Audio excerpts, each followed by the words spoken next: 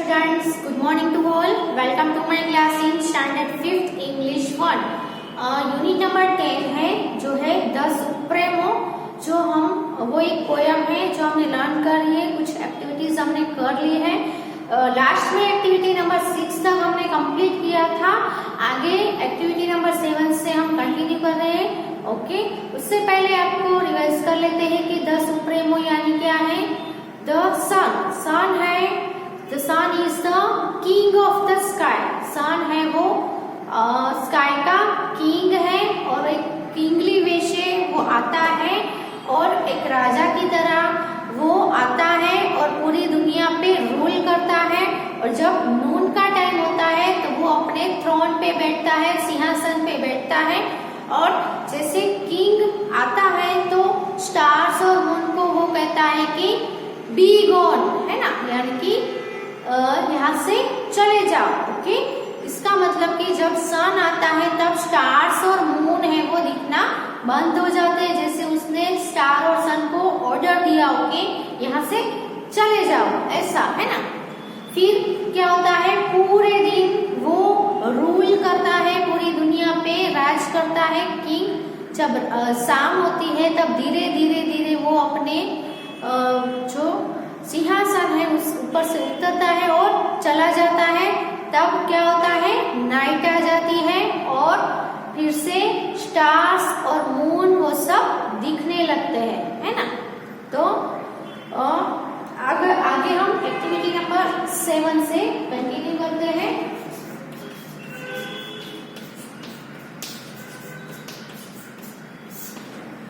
Activity number 7 में क्या है कि here are some interesting facts about the sun. तो ये चैप्टर है वो सन के बारे में है। तो यहाँ पे सन के बारे में कुछ इंटरेस्टिंग फैक्ट है जो हम यहाँ पे लिख रहे हैं, लर्न कर रहे हैं। ओके, तो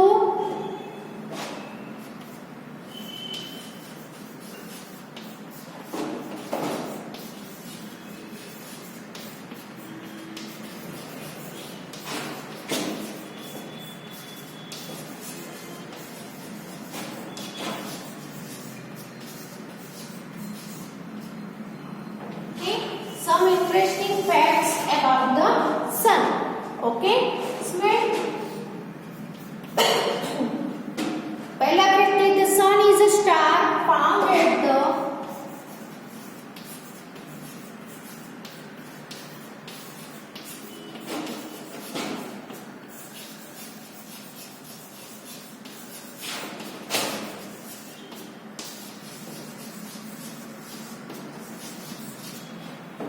center of the solar system.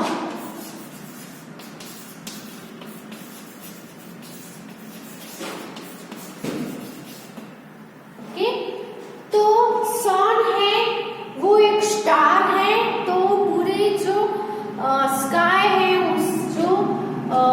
उसमें सोलर सिस्टम है, पूरी की पूरी एक सोलर सिस्टम है जो शायद आपको साइंस में लर्न स्टडी में आती ही होगी। तो सोलर सिस्टम है, उसमें जो सन है वो सभी जो स्टार्स है उसके सेंटर में, यानी पूरी की पूरी जो सोलर सिस्टम है उसके सेंटर में कौन है, सन है ना। इट मेक्स अप अराउंड, दूसरा पॉइंट है, it makes up around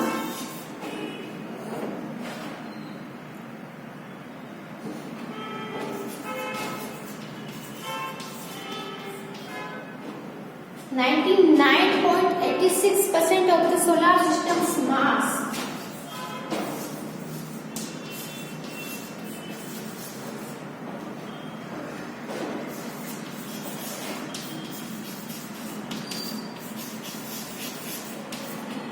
Okay? तो पूरे जो सोलर सिस्टम है उसका मास जो है तो वो अराउंड 99.86% का जो मास है वो ये जो सन है वो बनाता है, वो मेक करता है। ओके, एट अराउंड 99.86%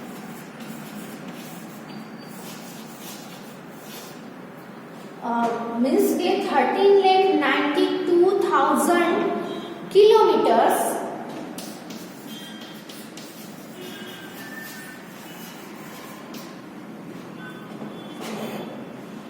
यानी कि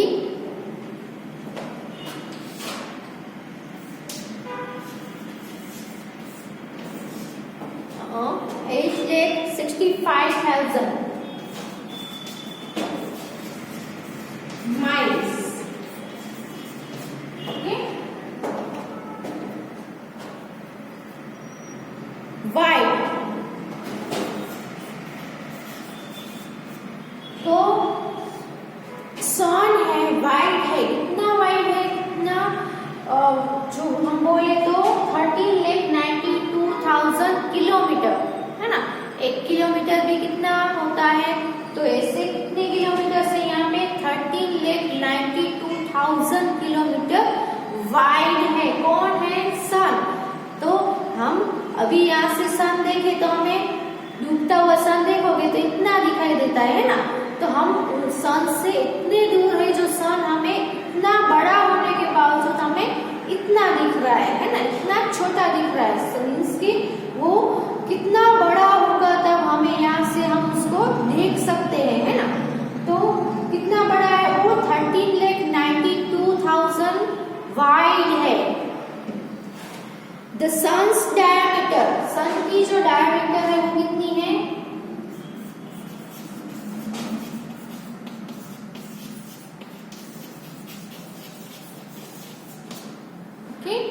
उसका जो diameter is about 110 times.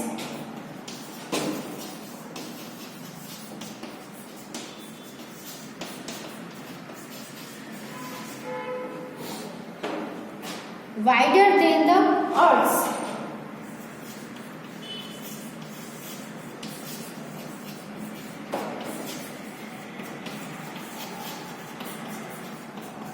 Okay, तो अर्थ की जो डायमीटर है उससे जो सन की डायमीटर है वो कितनी बड़ी है, कितनी वाइड है? 110 टाइम्स, है ना। तो समझ लो कि ये जो है वो अर्थ है। तो अर्थ की जो डायमीटर है यहाँ से यहाँ तक की जो लंबाई, अर्थ हमारी पृथ्वी तो कितनी बड़ी है, पूरा वर्ल्ड कितना बड़ा है ना। पूरी दुनिया हम जिस पे रहते हैं अर्थ पे, वो पूरी दुनिया कितनी बड़ी है। तो सन है वो पूरी दुनिया से 110 टाइम्स बड़ा है, वाइड है उसकी जो डायमीटर, यानी कि यहाँ से लेकर यहाँ तक की जो साइज होती है, वाइडनेस होती है, वो कितनी है? ये जो है अर्थ से 110 टाइम्स। ऐसी 110 अर्थ साथ में एक साथ हो जाए तब उतना बड़ा सन होता है। समझो कितना बड़ा है सन है वो, कितना बड़ा है। ऐसी अर्थ कितनी है? 1 2 3 4 ऐसी 110 अर्थ जब साथ हो तो कितनी बड़ी हो जाएगा, है ना। तो इसका जो सन का डायमीटर है वो अर्थ के डायमीटर से 110 टाइम्स वाइड है। सो बहुत ही बड़ा, बहुत ही वाइड, सबसे ग्रेट सन को क्यों कहा गया? क्योंकि सन है वो सभी स्टार्स से, सभी से सबसे ग्रेट है, सबसे वाइड है, सबसे बड़ा जो स्टार है वो सन है। इसीलिए उसको क्या कहा गया है? द सुप्रीमो, है ना। तो ये तो फैक्ट्स हुए सन के अबाउट में। अब हम आगे देखें तो क्या है। तो आगे क्या करना है, आगे और भी 2 पॉइंट्स है वो भी लर्न कर लेते हैं। पहले इतने पॉइंट्स है वो आप अपनी नोटबुक में लिख लो, आपको एग्जाम में भी आ सकता है कि सन के अबाउट में आप कुछ सेंटेंसेस लिखो, है ना। Write some sentences about the sun, या तो फिर write some sentences about the fact of the sun. Sun के फैक्ट के बारे में कुछ सेंटेंसेस लिखो, तो आपको ये आना चाहिए। सो पहले ये 3 पॉइंट्स है वो लिख लो अपनी बुक में।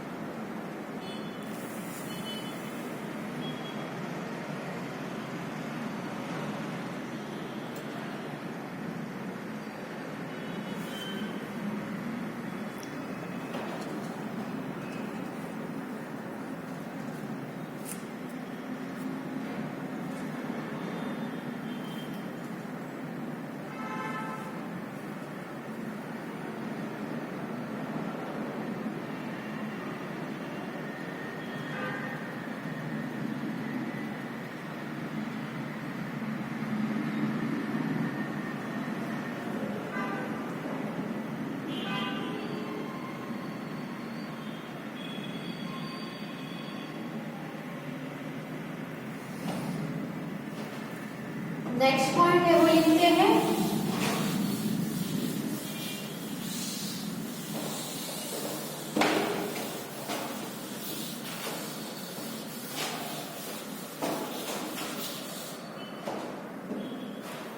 light from the sun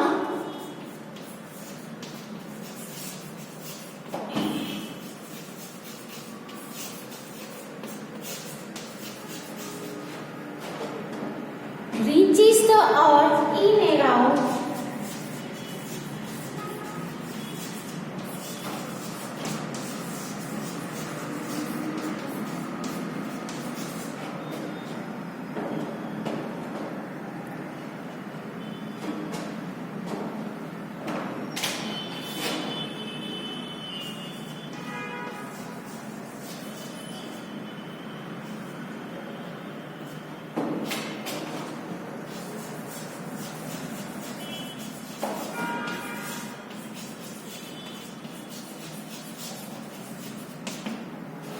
8 तो light from the sun reaches the earth in around 8 minutes यानी कि जो सन है वो इतना बड़ा है और इसकी लाइट जो है वो सबसे तेज है। या तो फिर हम ऐसा बोले कि सन है वो एक आग का गोला है ना। तो सन है वो हमसे इतना दूर है, फिर भी जब इसकी लाइट है, उसकी ब्राइटनेस है हम पर पड़ती है तो थोड़ी देर आप धूप में खड़े रहोगे तो आपको भी जलन होने लगेगी, है ना। तो सोचो उसके नजदीक जाएंगे हम तो क्या होगा, पूरा जल ही जाएंगे, है ना। तो सन की जो लाइट है समझ लो ये है वो अर्थ है।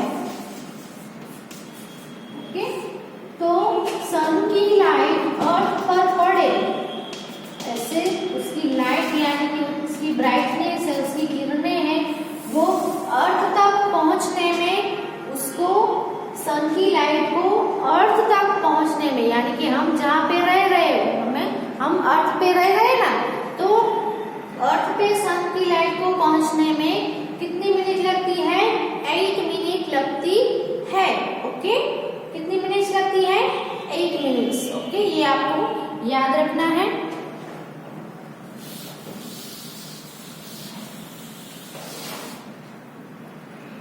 फिर अ solar eclipse,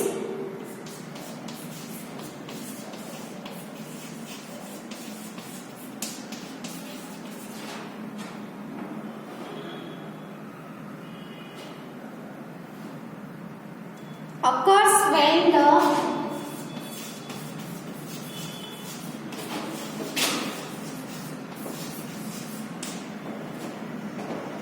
moon is between the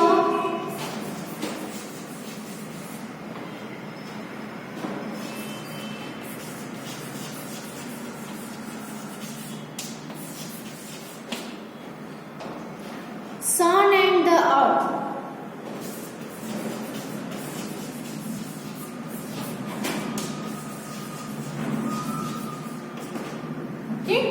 तो सोलर एक्लिप्स कब होता है, सोलर एक्लिप्स यानी क्या होगा, सूर्य ग्रहण। सूर्य ग्रहण होता है ना, चंद्र ग्रहण, सूर्य ग्रहण, है ना।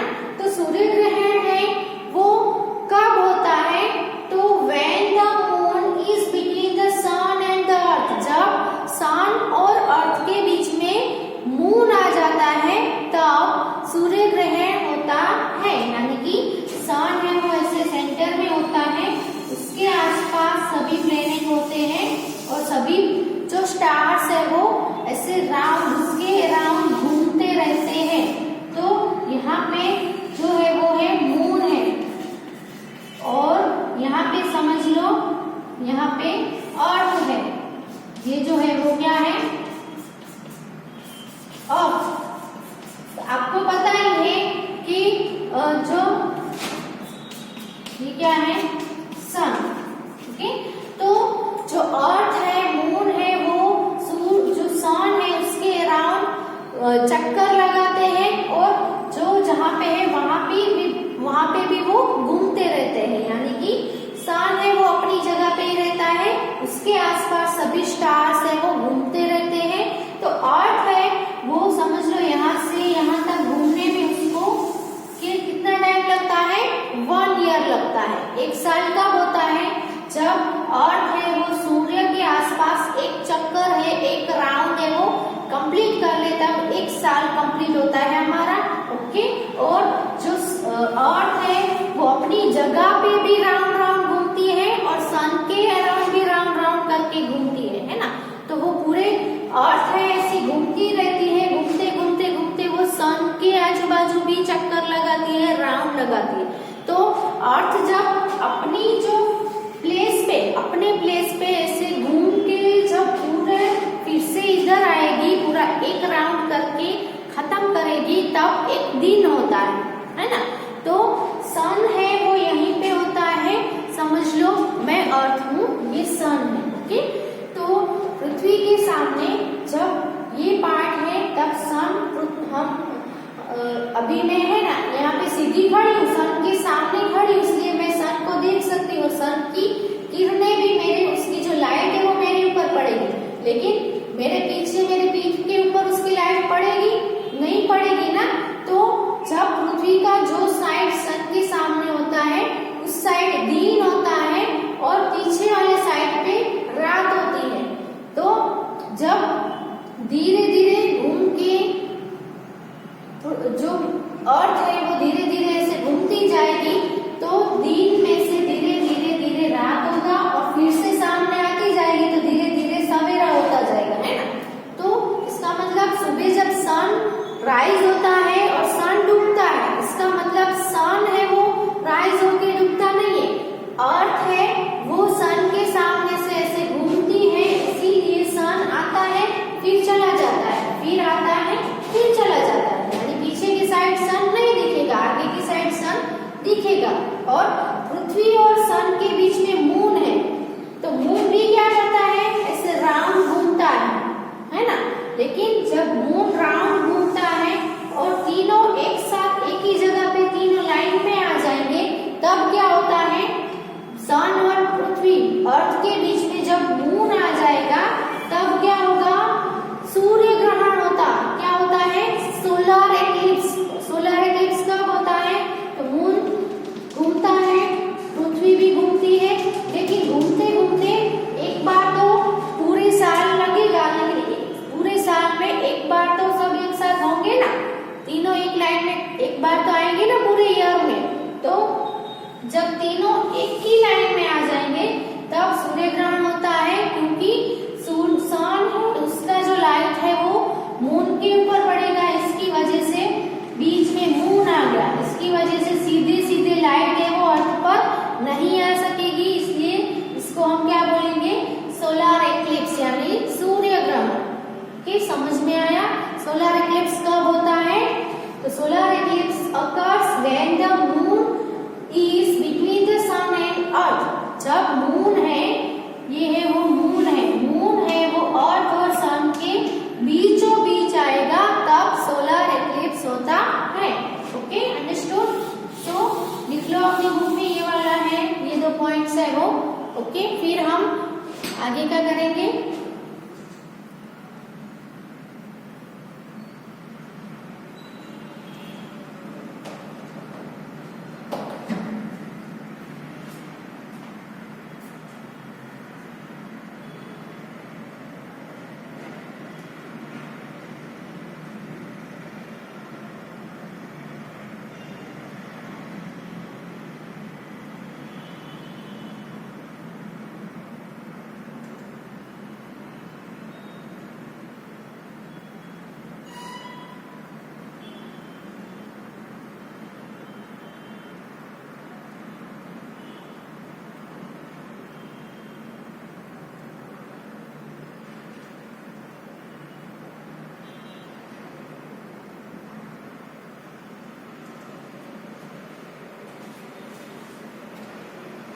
So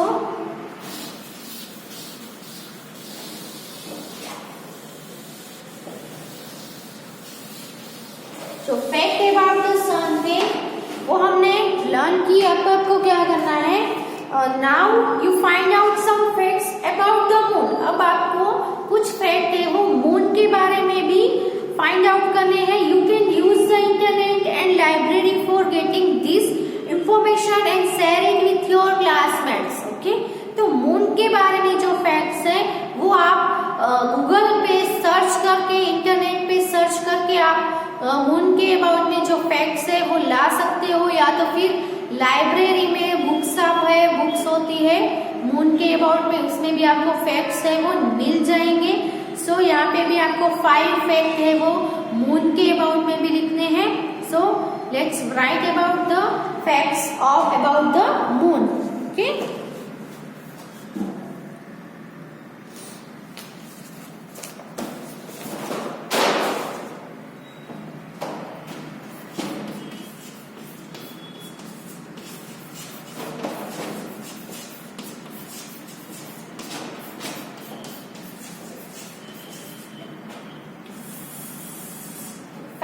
about the moon।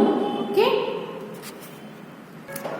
Okay, मैं यहाँ पे लिख रही हूँ फैक्ट्स अबाउट द मून। पहला है the moon is the earth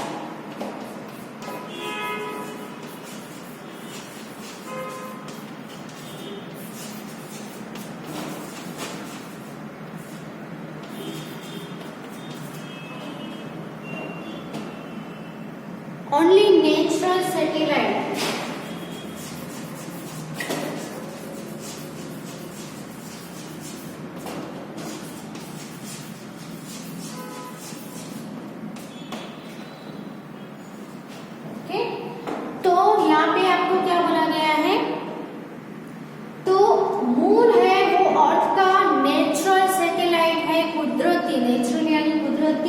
उपग्रह है ना। तो मून है वो अर्थ का नेचुरल सैटेलाइट है।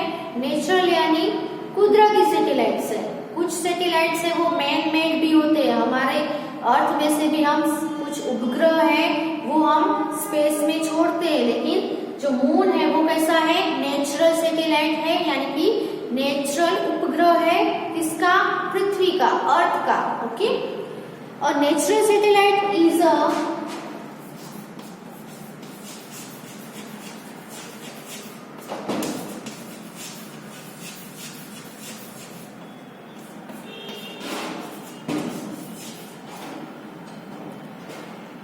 space body that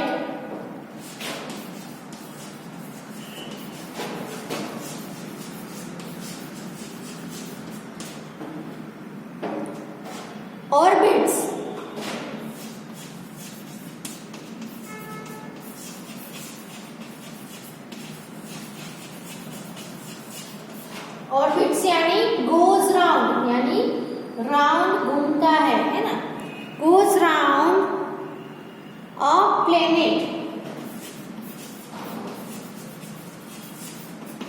ओके, तो यहाँ पे आपको क्या बोला है कि natural satellite is a space body. Natural satellite क्या होता है, तो नेचुरल सैटेलाइट स्पेस की एक बॉडी होती है। स्पेस में एक बॉडी होती है कि जो वो क्या करते हैं, तो ऑर्बिट्स अ प्लेनेट। जो प्लेनेट होता है यानी कि जिसका भी जो भी प्लेनेट का वो सैटेलाइट होता है उसका वो क्या करता है, गोज राउंड, यानी उसके आगे पीछे घूमता है ना। तो मैंने अभी आपको समझाया कि सन, मून और अर्थ तीनों जब एक लाइन में आ जाते हैं तब क्या होता है, सोलर इक्लिप्स होता है ना। तो यहाँ पे जो पृथ्वी है यानी कि जो अर्थ है उसके जो मून है वो क्या करता है, ये मून है और ये क्या है, अर्थ है। ओके, तो जो मून है वो सैटेलाइट है। सैटेलाइट का काम क्या होता है, तो जो प्लेनेट होता है यानी कि मून है वो अर्थ का सैटेलाइट है, तो मून क्या करेगा, प्लेनेट कौन है, अर्थ है, तो अर्थ के आजू बाजू ऑर्बिट्स यानी गोज राउंड। तो मून है वो पृथ्वी के आसपास क्या करेगा, राउंड घूमेगा। जैसे अर्थ है वो सन के अराउंड राउंड घूमती है ना, वैसे ही मून है वो अर्थ के अराउंड राउंड घूमेगा, यानी कि ऐसे राउंड में वो घूमता रहता है। और यहाँ पे समझ लो सन है ये वाला। ओके, तो सन के सामने में जब अर्थ आएगी तब जो मून है वो कभी कभी घूम के एक लाइन में आ जाएंगे, है ना, ये वाला है वो मून है। ओके, तो जब तीनों लाइन में आ जाते हैं तब क्या होता है, सोलर एक्लिप्स होता है ना। तो मून है वो ऐसे घूमेगा और अर्थ है वो ऐसे सन के अराउंड घूमेगा। ओके, ये है वो राउंड है वो किसका है, अर्थ का है, और ये जो राउंड है वो पृथ्वी के आसपास है वो मून का राउंड है। तो मून भी घूमते घूमते कभी ऐसे तीनों लाइन में आ सकते हैं ना, एक बार तो आएंगी। सो तब क्या होगा, सोलर एक्लिप्स होगा। ओके, तो यहाँ पे आपको क्या बोला है, वो प्लैनेट्स के अराउंड घूमता है, कौन, satellite. Okay, the moon orbits the earth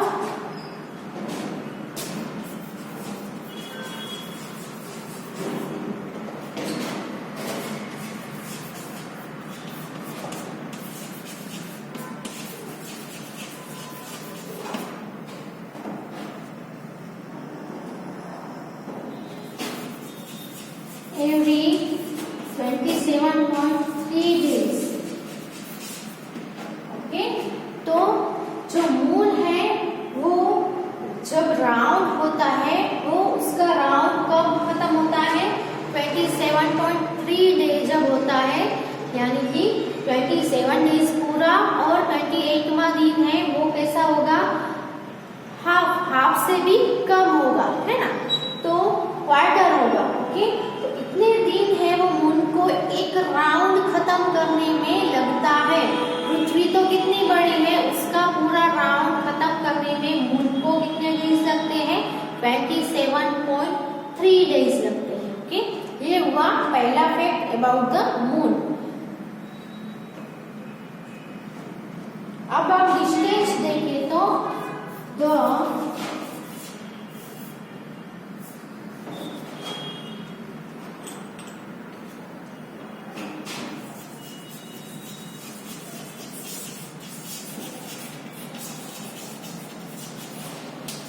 average distance from the moon to the earth, from the moon to the earth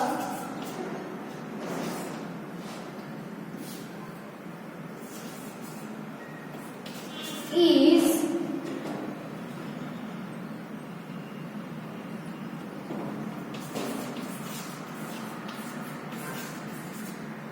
okay, यानी कि 3,84,403, कितने,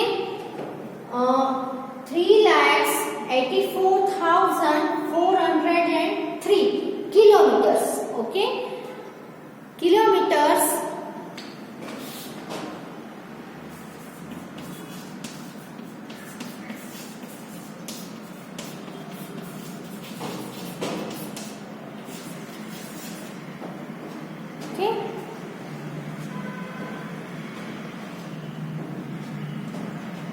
नेक्स्ट जो है, इसका मतलब आपको पता चल रहा है कि एवरेज डिस्टेंस है वो कितना है, इतना है। ओके, तो मून से लेकर अर्थ तक आने का जो डिस्टेंस है वो 3,84,403 किलोमीटर्स है। ओके, तो ये दो फैक्ट्स है, आगे की जो 3 फैक्ट है वो हम नेक्स्ट वीडियो में लर्न करेंगे और लिखेंगे। ओके, तो 2 फैक्ट है वो लिख लो, और यहाँ तक हम ये वीडियो स्टॉप कर रहे हैं, आगे नेक्स्ट वीडियो में ये कंटिन्यू करेंगे। Thank you. Right it in your notebook.